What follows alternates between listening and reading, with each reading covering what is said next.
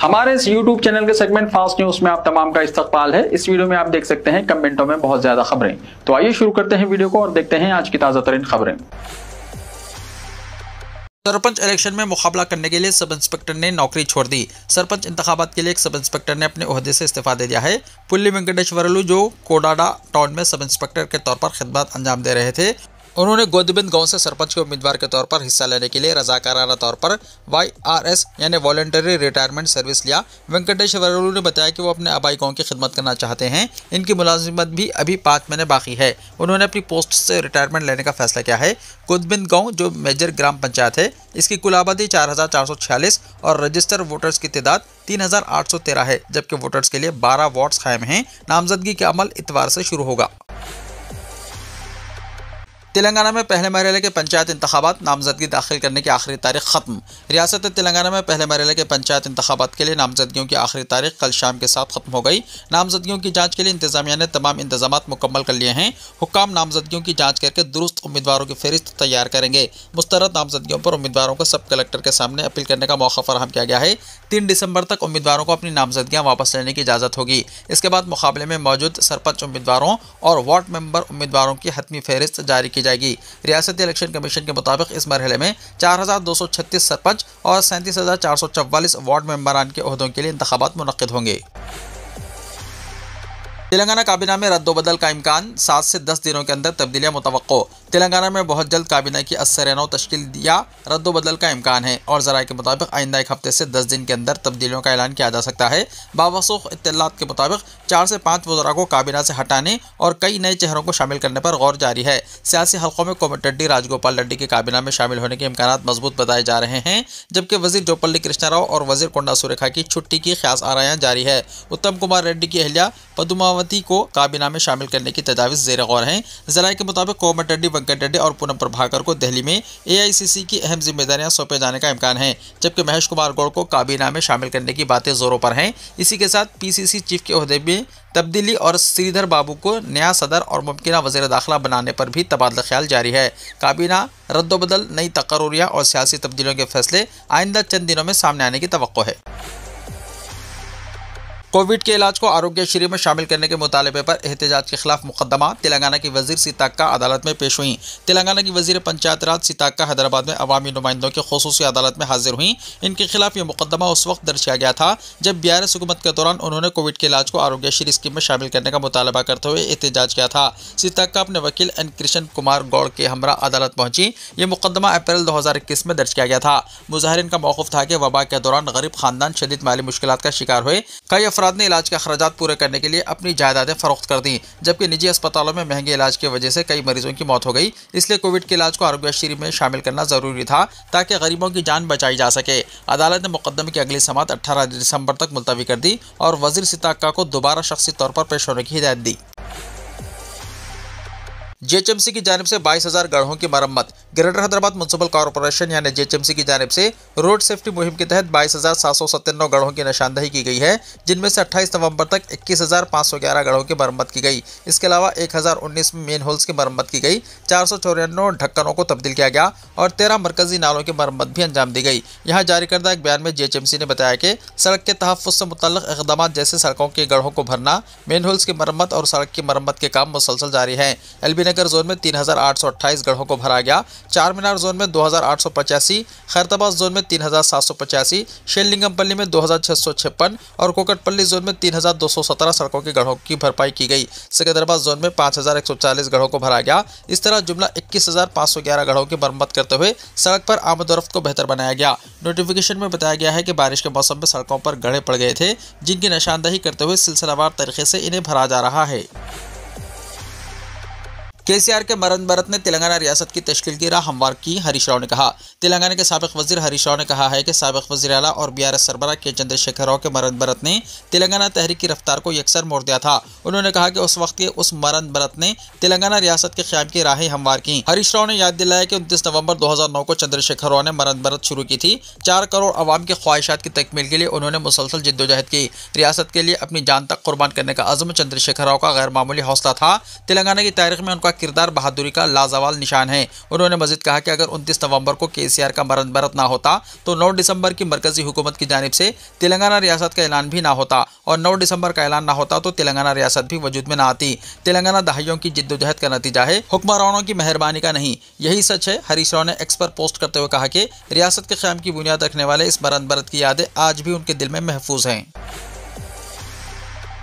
आज गोलकुंडा में Bazm Ittehad mega free medical camp. Ittehad mega free medical camp इतवार 30 नवंबर को सुबह 10 बजे से शाम 3 बजे तक GMK गार्डन मोती दरवाज़ा खिले गोलकुंडा में जनाब अहमदुद्दीन अवैसी ग्लोबल सदर बज़्म इत्तेहाद ग्रुप की निगरानी में मुनक़िद किया जा रहा है।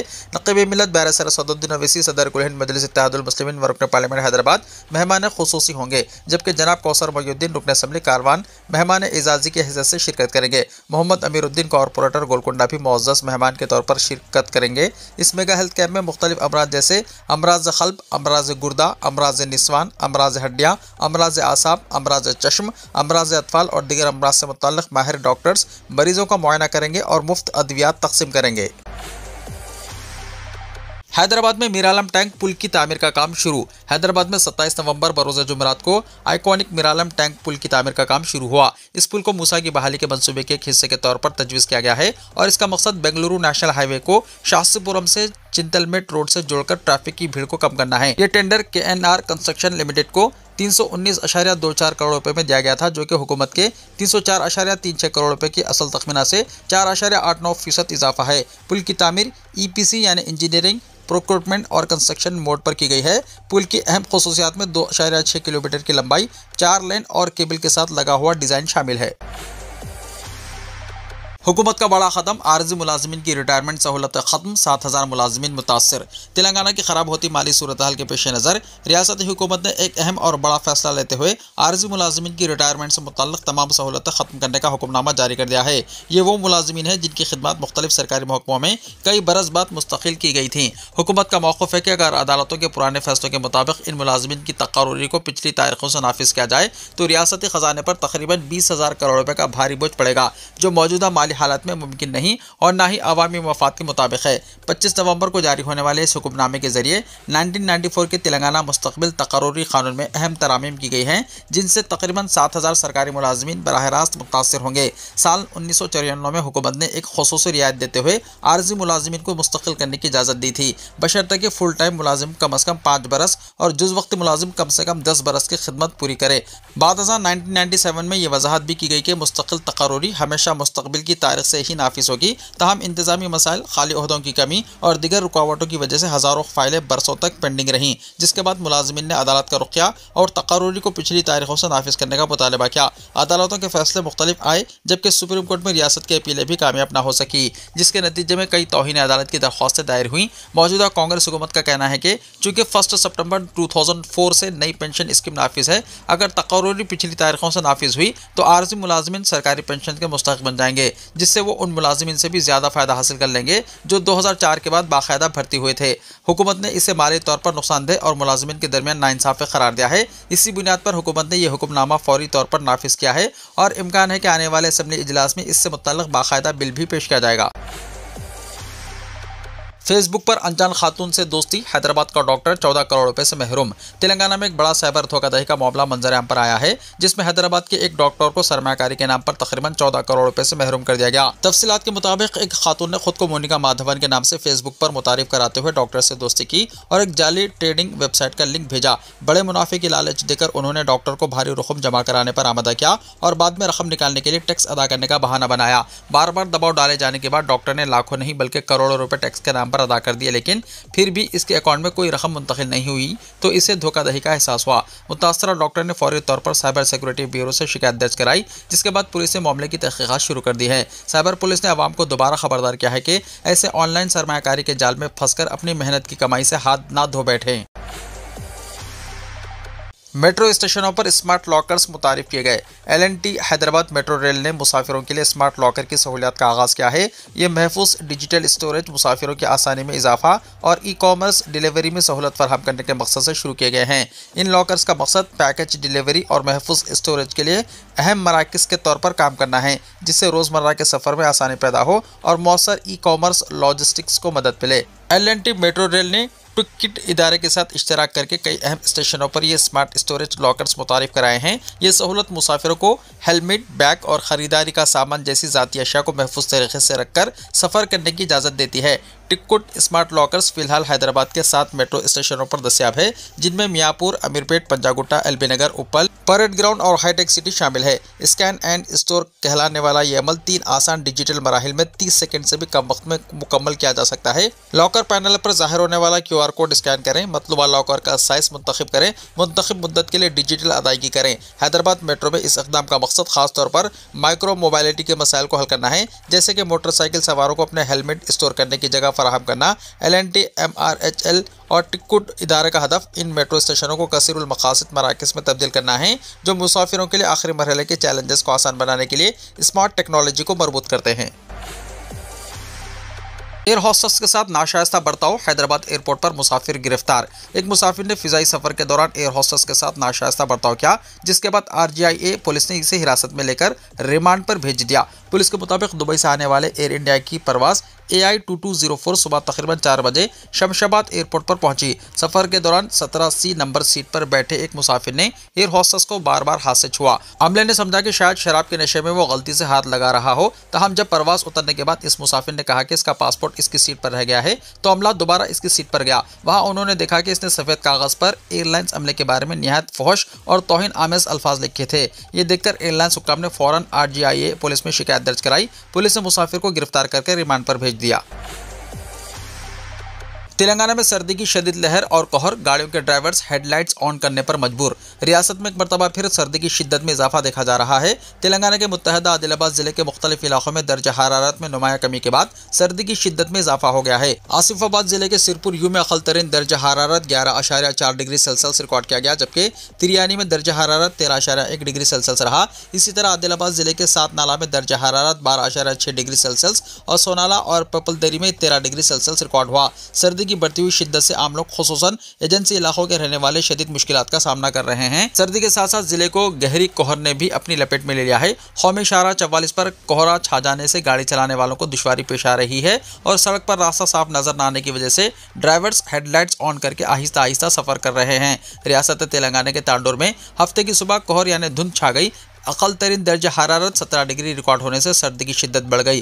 तांडूर चंचोली कौमी शाहराह पर गाड़ी चलाने वालों ने अपनी गाड़ियों के हेडलाइट्स जलाए रखते हुए आमद-ओ-रफ्त जारी रखी। औक़ाफ़ी जायदादों के तहफ़्फ़ुज़ के लिए उम्मीद पोर्टल पर तफसीलात दर्ज करें। वक्फ़ जायदादों के तहफ़्फ़ुज़ के लिए लाजमी है कि उम्मीद पोर्टल पर इंदराज करवाते हुए इन जायदादों की तफसीलात दर्ज करवाएं, क्योंकि मुस्तक़बिल में जिन जायदादों का इंदराज उम्मीद पोर्टल पर होगा, इन जायदादों को ही वक्फ़ तस्वुर किया जाएगा। इसीलिए मसाजिद, दरगाहों, क़ब्रस्तानों, आशुरखाना और दीगर इदाराजात को लाजमी तौर पर नए वक्फ़ मुरम्मम क़वानीन के मुताबिक उम्मीद पोर्टल पर दर्ज करवाने के इक़दाम किए जाएँ। मरकज़ी हुकूमत के पोर्टल पर इंदराज के सिलसिले में अवाम बिलख़ुसूस मुतवल्लियान, सज्जादगान के अलावा इंतज़ामी कमेटियों के ज़िम्मेदारों में पाए जाने वाले शुबहात को बाला ताक़ रखते हुए उम्मीद पोर्टल पर इंदराजात के सिलसिले में मुस्तैदी दिखाने की ज़रूरत है, क्योंकि मुस्तक़बिल में इस अमल की तकमील के बाद अगर कोई हुकूमत, ख्वाह वो रियासती हुकूमत हो या मरकज़ी हुकूमत हो, इन मसाजिद, ईदगाहों, दरगाहों और आशुरखाना और क़ब्रस्तान को कबूल करने के लिए आमादा नहीं होगी, जो इस पोर्टल पर मौजूद नहीं है। इसलिए इन इदारों के ज़िम्मेदारों को चाहिए कि वो किसी भी तरह के ख़दशात का शिकार होने के बजाय पहले उम्मीद पोर्टल पर इंदराज को यकीनी बनाएं, क्योंकि अगर पोर्टल पर कोई जायदाद मौजूद नहीं होगी तो इसे वक्फ़ तस्वुर नहीं किया जाएगा, बल्कि इन जायदादों को इबादतगाहों की फहरिस्त से खारिज कर दिया जाएगा, क्योंकि अगर कोई इबादतगाह या कब्रस्तान है तो इसका वक्फ होना लाजमी है। माहिरीन क़वानीन वक्फ का कहना है कि हुकूमत की बदनीयती को देखते हुए उम्मीद पोर्टल पर इंदराज के बावजूद भी मौक़ूफ़ा जायदादों के तहफ़्फ़ुज़ की कोई गारंटी नहीं है, लेकिन इसके बावजूद तो अगर इस पोर्टल पर इन जायदादों का इंदराज होगा तो कम अज़ कम क़ानूनी तौर पर इन मसाजिद, कब्रस्तानों, आशुरखानों, दरगाहों और इबादतगाहों के लिए जिद्दोजहद का हक़ हासिल रहेगा। और अगर इस पोर्टल पर ही इंदराज नहीं होगा तो ऐसी सूरत में इन जायदादों के तहफ़्फ़ुज़ के लिए क़ानूनी लड़ाई के लिए भी गुंजाइश नहीं होगी। इसीलिए मुतवल्लियान और सज्जादगान के अलावा इंतजामी कमेटियों के जिम्मेदारों को संजीदगी के साथ उम्मीद पोर्टल पर इंदराजात के सिलसिले में इक़दाम करने चाहिए। मरकज़ी हुकूमत की वज़ारत अख़लाक़ी उमूर को भी चाहिए कि वो उम्मीद पोर्टल पर इंदराज की तारीख़ में तोसी के सिलसिले में फ़ौरी तौर पर फैसला करते हुए मौक़ूफ़ा जायदादों के तहफ़्फ़ुज़ के सिलसिले में किए जाने वाले इक़दाम में ताउन का मौका फ़राहम करे। 10 रुपये वाली डॉक्टर नूरी परवीन इंसानियत का रोशन चिराग। कड़पा की 10 रुपए वाले डॉक्टर ने इलाज को तिजारत नहीं इबादत बना दिया। आंध्र प्रदेश के कड़पा शहर में डॉक्टर नूरी परवीन ने महंगे इलाज के पूरे तस्वुर को चैलेंज करते हुए इंसानियत की खिदमत की एक नई मिसाल कायम की है। ऐसे दौर में जब तिब्बी सहूलियत तेजी से दौलतमंदों तक महदूद होती जा रही है और इलाज एक महंगी सनत बन चुका है, डॉक्टर नूरी परवीन का मामूली सा क्लिनिक गरीबों और मुतवस्सित तबके के लिए जिंदगी की बड़ी उम्मीद बन गई है। लोग इन्हें मोहब्बत से 10 रुपए वाले डॉक्टर के नाम से पुकारते हैं क्योंकि उनके क्लिनिक में हर मरीज की फीस सिर्फ 10 रुपए है। मजहब, जात, उम्र या हैसियत किसी बुनियाद पर कोई फर्क नहीं रखा जाता। हर मरीज के साथ यकसा इज्जत और तवज्जो से पेश आया जाता है। डॉक्टर नूरी परवीन का कहना है कि ये 10 रुपए दरअसल फीस नहीं बल्कि मरीज की इज्जत नफ्स का एहतराम है ताकि कोई भी शख्स खुद को मोहताज या बोझ महसूस ना करे। उनका मानना है कि मसीहाई का काम कीमतों पर नहीं बल्कि इरादों पर चलता है और यही वजह है कि इनका मामूली क्लिनिक आज हजारों अफराद के लिए सहारा बन चुका है। कोरोना वबा के दौरान जब बड़े हॉस्पिटल्स बंद हो गए थे और लोग खौफ और बेबसी का शिकार थे, डॉक्टर नूरी परवीन ने एक लम्हे के लिए भी अपनी खिदमत रुकने से इनकार कर दिया। वो दिन रात अपनी तिब्बी जिम्मेदारी निभाती रही और कोरोना के मुश्किल तरीन हालात में इनका क्लिनिक लोगों के लिए आखिरी उम्मीद साबित हुआ। इनकी ये साबित कदमी और खिदमत के जज्बे ने इन्हें आवाम के दिलों में एक मुनफरिद मुकाम दिया है। कड़पा और इसके आसपास के इलाकों से आने वाले लोग आज भी इन पर मुकम्मल एतमाद करते हैं। डॉक्टर नूरी परवीन एक आम डॉक्टर नहीं बल्कि इंसानियत की दरगाह बन चुकी है, जो ये याद दिलाती है कि दुनिया को बदलने के लिए कभी कभी सिर्फ एक नेक दिल और सिर्फ 10 रुपए काफी होते हैं। ऑपरेशन के बाद डॉक्टर्स मरीज के पांव में सर्जिकल ब्लेड भूल गए। रियासत आंध्र प्रदेश काकीनाडा के तूनी के सरकारी हॉस्पिटल में डॉक्टरों की गफलत का संगीन वाकया सामने आया। एक नौजवान के पांव की सर्जरी करने वाले डॉक्टरों ने गलती से सर्जिकल ब्लेड अंदर ही छोड़ दिया और टाके लगा दिए। तूनी मंडल के एस अन्नावरम पंचायत हुदूद के रामकृष्णा नगर से ताल्लुक रखने वाले चिन्ना ने 1.5 साल पहले विशाखापट्टनम में पांव की चोट की सर्जरी करवाई थी। उस वक्त उसके पांव में स्टील रॉड और पेच स्क्रू लगाए गए थे। हाल ही में तकलीफ बढ़ने पर वो स्क्रू निकलवाने के लिए तोनी हॉस्पिटल आया। डॉक्टरों ने सर्जरी करके स्क्रू तो निकाल दिया, लेकिन इसी दौरान इस्तेमाल होने वाला ब्लेड पांव के अंदर ही रह गया और डॉक्टरों ने टाके लगा दिए। बाद में एक्सरे में ये बात सामने आई तो मुतासरा नौजवान परेशान होकर दोबारा डॉक्टरों से रुजू हुआ, जिसके बाद दोबारा ऑपरेशन करके वो ब्लेड निकाल दिया गया। फिलहाल मुतासरा नौजवान हॉस्पिटल में जेर इलाज है और सेहतयाब हो रहा है। पतंजलि पर नाखिस गाय का घी बेचने का इल्जाम साबित, अदालत ने 1,40,000 रुपये का जुर्माना आयद किया। पतंजलि और इससे वाबस्ता 2 दीगर कंपनियों को नाखिस मियार का गाय का घी फरोख्त करने के मामले में 1,40,000 रुपये का जुर्माना किया गया। ये कार्रवाई उत्तराखंड के महकमा खुराक और अद्वियात की जानिब से की गई, जिसने साल 2020 में लिए गए एक नमूने की बुनियाद पर यह फैसला सुनाया। रिपोर्ट के मुताबिक महकमे के असिस्टेंट कमिश्नर R.K. शर्मा ने बताया कि यह नमूना मामूल की जाँच के दौरान पथुरागढ़ के इलाके कसनी में वाक़ किरण जनरल स्टोर से हासिल किया गया था। सरमाई सेशन से पहले आज कुल जमाती इजलास तलब। 1 दिसंबर से पार्लियामेंट के सरमाई सेशन की तैयारियां पूरी हो गई हैं। हुकूमत ने इस सिलसिले में इतवार को एक कुल जमाती इजलास तलब किया है। वज़ीर पार्लिमानी उमूर किरण रिजिजू इस इजलास में पार्लियामेंट के दोनों ऐवानों के कायदीन से बातचीत करेंगे। हुकूमत पार्लियामेंट की कार्रवाई चलाने के लिए तमाम सियासी जमातों से ताउन तलब करेगी। सोशल मीडिया पर एक पोस्ट में वज़ीर पार्लिमानी उमूर किरण रिजिजू ने अपोजिशन पार्टियों से अपील की है कि वो लोकसभा और राज्यसभा दोनों ऐवानों में हिस्सा लें और कार्रवाई चलाने में मदद दें। पार्लियामेंट काउंटर सेशन 19 दिसंबर तक जारी रहेगा। हुकूमत ने 12 बिल्स तैयार किए हैं, जिनमें न्यूक्लियर तवानाई से मुताल्लिक़ बिल भी शामिल है। दूसरी तरफ अपोजिशन ने भी कई मसलों पर हुकूमत को घेरने के लिए तैयारियां शुरू कर दी हैं। इनमें 12 रियासतों और मरकजी इलाकों में जारी SIR भी शामिल है। इलेक्शन कमीशन ऑफ इंडिया यानी ECI ने शहरियों से कहा है कि वो ECI नेट के बारे में अपने ख्यालात पेश करें। लोग ECI नेट ऐप के जरिए 27 नवंबर से 27 दिसंबर तक अपने ख्यालात पेश कर सकते हैं। श्रीलंका में तबाही मचाने के बाद समुद्री तूफान दित्वा आज हिंदुस्तान पहुंचेगा। श्रीलंका में तबाही मचाने के बाद समुद्री तूफान दित्वा हिंदुस्तान के जनूबी साहिल की जानिब बढ़ रहा है। इसकी वजह से हफ्ते को तमिलनाडु के कई हिस्सों में शदीद बारिश हुई। रामनाथपुरम और नागापट्टनम अजला सबसे ज्यादा मुतासर हुए। हिंदुस्तान के महकमे मौसमियात यानी IMD के मुताबिक तूफान दित्वा इतवार को हिंदुस्तान के जनूबी साहिल तक पहुंचेगा। तमिलनाडु और आंध्र प्रदेश हुकूमतों ने कहा है कि वो किसी भी सूरत हाल से निपटने के लिए पूरी तरह तैयार है। IMD ने एक बयान में कहा, साइक्लोन दित्वा श्रीलंका और इससे मुल्हिका जुनूब मगरबी खलीज बंगाल के ऊपर गुज़िश्ता 6 घंटों के दौरान 8 किलोमीटर फी घंटे की रफ्तार से शुमाल मगरिब की तरफ बढ़ा और तवक्को है कि ये 30 नवंबर की सुबह तक हिंदुस्तान के जनूबी साहिल तक पहुंच जाएगा। आंध्र प्रदेश, तमिलनाडु और पुडुचेरी सबसे ज्यादा मुतासरा रियासतें होंगी। तूफान दित्वा की वजह से होने वाली मौसलाधार बारिश से तमिलनाडु में फिजाई खिदमत मुतासर हुई हैं। चेन्नई एयरपोर्ट ने एक बयान में कहा है कि खराब मौसम की वजह से हफ्ते को 54 परवाजें मनसूख कर दी गई। एयर इंडिया समेत कई एयरलाइंस ने कहा है कि चेन्नई और तमिलनाडु के कुछ दूसरे शहरों से इनकी परवाजें तूफान से मुतासर हो सकती हैं। तूफान दित्तवा ने तमिलनाडु में रेल खदमात को भी मुतासर किया है, जिसकी वजह से सॉदर्न रेलवे यानी जनूबी रेलवे ने अपनी ट्रेन के टाइम टेबल में कुछ तब्दीलियों का ऐलान किया है। तूफान दित्तवा ने श्रीलंका में बड़े पैमाने पर तबाही मचाई है। तूफान से मुतल्लिका वाक़यात में मरने वालों की तादाद 132 हो गई है, जबकि 171 अफराद लापता हैं। इस सूरत हाल ने हुकूमत को जजीरे के मुल्क भर में हंगामी हालात का ऐलान करने पर उकसाया है। इस मुश्किल सूरत हाल के जवाब में हिंदुस्तान अपने करीबी इत्तेहादी श्रीलंका की मदद के लिए सामने आया है। ऑपरेशन सागर बंधु शुरू किया है। 62 साल की उम्र में ऑस्ट्रेलिया के वज़ीर-ए-आज़म एंथोनी अल्बानीज़ ने की दूसरी शादी। ऑस्ट्रेलिया के वज़ीर-ए-आज़म एंथोनी अल्बानीज़ ने 62 साल की उम्र में शादी के बंधन में बंध गए। उन्होंने अपनी देरीना दोस्त जोडी हैडेन से हफ्ते के रोज़ शादी की। वज़ीर-ए-आज़म के ओहदे पर रहते हुए किसी शख्स की शादी का यह पहला वाक़या है। सरकारी रिहाइश दिलौज के बाग में इंतहाई करीबी लोगों की मौजूदगी में यह शादी की तकरीब मुनक़्क़िद हुई। एंथोनी अल्बानीज़ ने इस बात का ऐलान सोशल मीडिया पर किया और अपनी शरीक हयात का हाथ पकड़कर चलते हुए एक वीडियो भी शेयर की। 5 साल पहले मेलबोर्न में होने वाली एक कारोबारी ज़ियाफ़त में हैडेन और एंथोनी की पहली मुलाकात हुई थी। इसी के बाद से दोनों रिश्ते में थे और अब शादी के जरिए एक हो गए। गुज़िश्ता चंद बरसों से हैडेन और एंथोनी मुख्तलिफ प्रोग्रामों में एक साथ शिरकत करते रहे हैं और इनकी तस्वीर सोशल मीडिया पर काफ़ी मशहूर हुई। एंथोनी अल्बानीज़ की ये दूसरी शादी है। 2019 में उन्होंने अपनी पहली बीवी को तलाक दी थी। इन दोनों का एक बेटा भी है। वीडियो को लाइक शेयर कीजिए और हमारे इस YouTube चैनल को सब्सक्राइब करते हुए इसके बेल आइकॉन को भी प्रेस कर लीजिए ताकि ऐसी ही ताज़ा तरीन खबरों का नोटिफिकेशन सबसे पहले आपको मिलता रहे।